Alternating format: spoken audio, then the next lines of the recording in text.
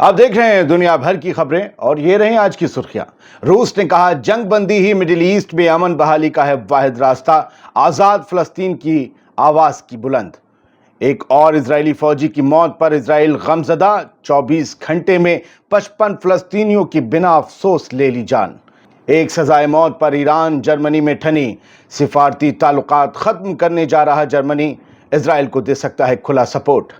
قدس فورس کے کمانڈر اسماعیل قانی کئی دن بعد گرجے، کہا زائنیوں کی تباہی ہو جانے تک حزب اللہ کا دیتے رہیں گے ساتھ۔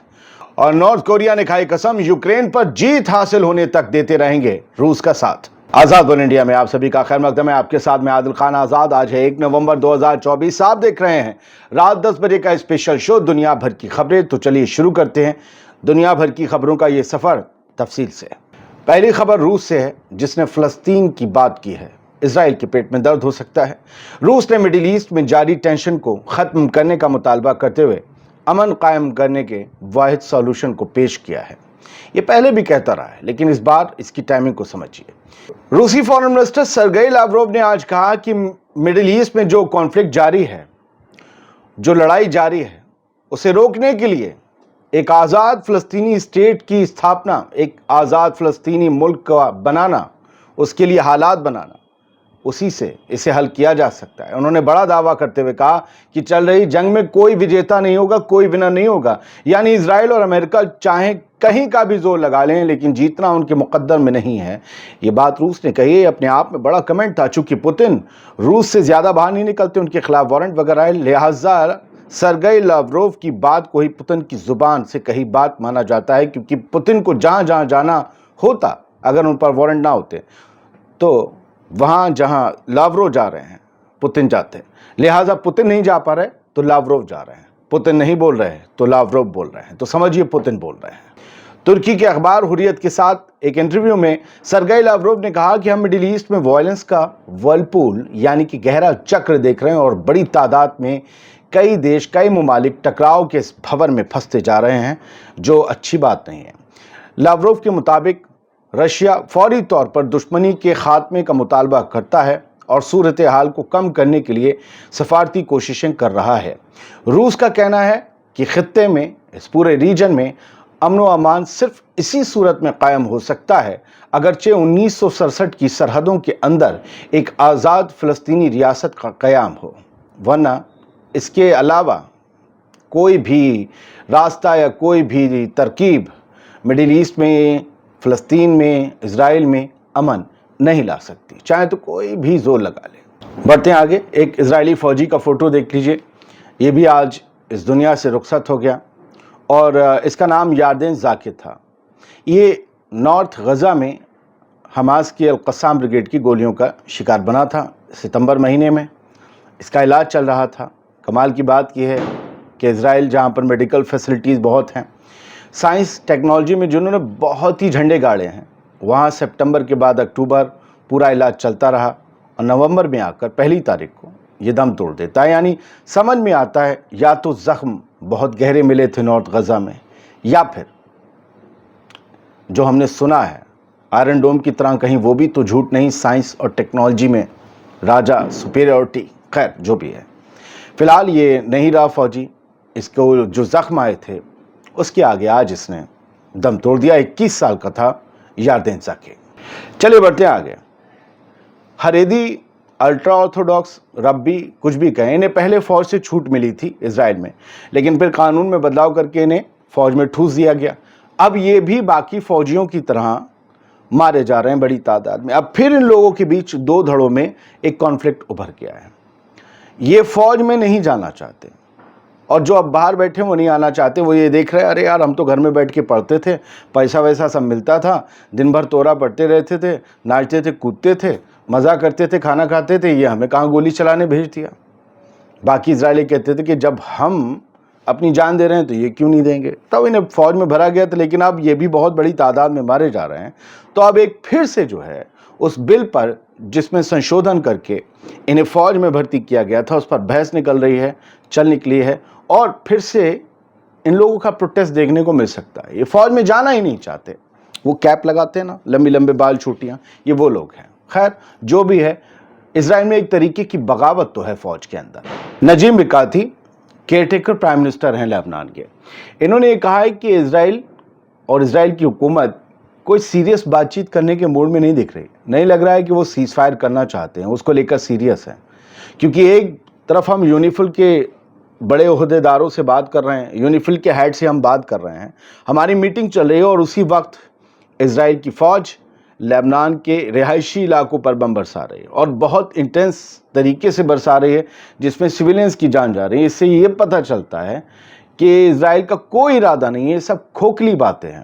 ہاں، ایک بات مجھے یاد آئی کہ یہ جو باتیں ہیں سیز فائر کی غزہ میں، لبنان میں، یہ اس دور میں اس لیے بھی ہو رہی ہیں سر، زیادہ زور سے ہو رہی ہیں کہ اس کا اثر جو ہے امریکہ میں ووٹنگ پر پڑے۔ 5 نومبر کو وہاں ووٹنگ ہے اگلا پریزیڈنٹ چننے کے لیے، ٹرمپ یا کملا ہیرس، تو وہاں لوگوں کو یہ میسج جا سکے، دیکھیے وی آر سیریس، ہم لوگ چاہتے ہیں کہ لبنان اور غزہ میں سیز فائر ہو جائے، اس جنگ کا نیگیٹو امپیکٹ نہ پڑے، تو اس کو جو ہے کنٹرول کرنے کے لیے ڈیمیج کو سیز فائر کا شگوفہ چھوڑا گیا ہے، جبکہ اسرائیل ساری پول پٹی پورے ویسٹ کی کھول دیتا ہے کہ وہ نہیں مانے گا، اسے لگتا ہے شاکا میرے ساتھ ہے تو کوئی کیا کر لے گا، اور وہ بھول گیا یہ کہ ہر دور میں ہر وقت میں ایک شاکا ہوا تھا اور ہوتا آیا ہے، لیکن کسی بھی شاکا کی قبر کہاں ہے وہ اس دور والے کو پتہ ہی نہیں ہے، تو جو آج جسے وہ شاکا سمجھ رہا ہے اس کی بھی قبر کہیں نہ کہیں ہوگی، اس کا بھی فال ہوگا، وہ بھی برباد ہوگا، پھر کیا کرو گے؟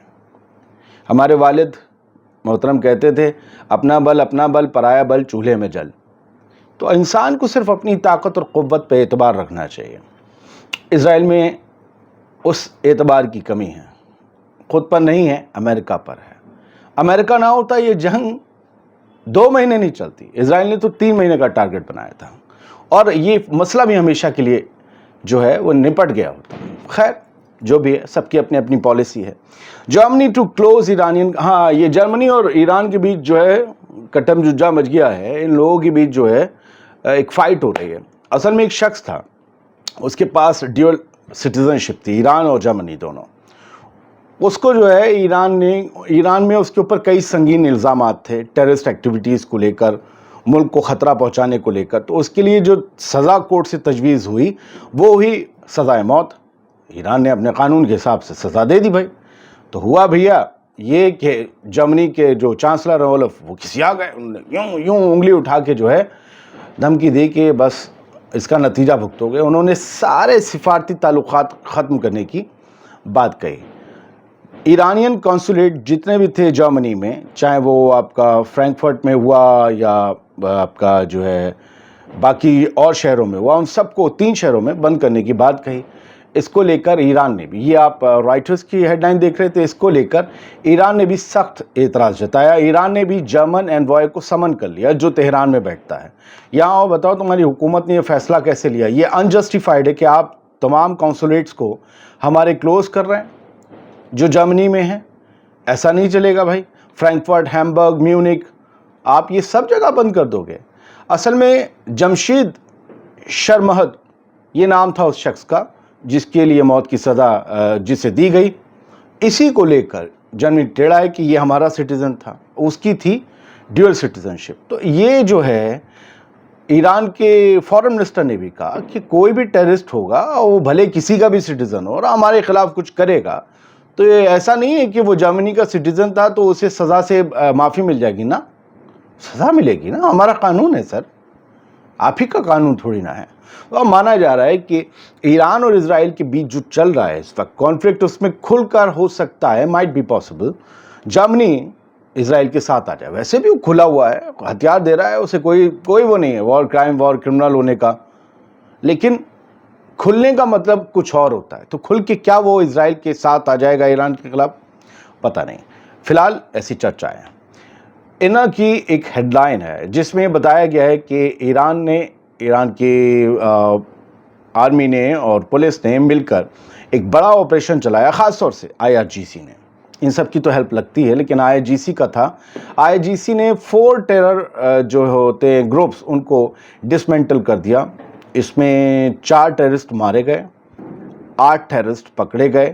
یہ سب وہ تھے جنہوں نے ابھی حال میں کچھ ٹیررسٹ اٹیکس اٹیمپٹ کیے تھے ایران کے اندر، اور کچھ اور یہ پلان کر رہے تھے۔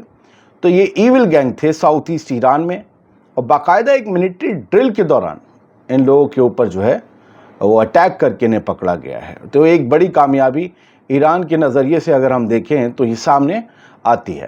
فی الحال سر ایک خبر یہ ہے کہ اسرائیل کے جو ایکس پرائم منسٹر ہیں ایہود اولمرٹ، انہوں نے کہا ہے کہ حزب اللہ نہ حماس اور نہ ایران، اسرائیل کا یہ کوئی دشمن نہیں ہے. ایران، حزب اللہ، حماس یہ اصل دشمن نہیں ہیں اسرائیل کے.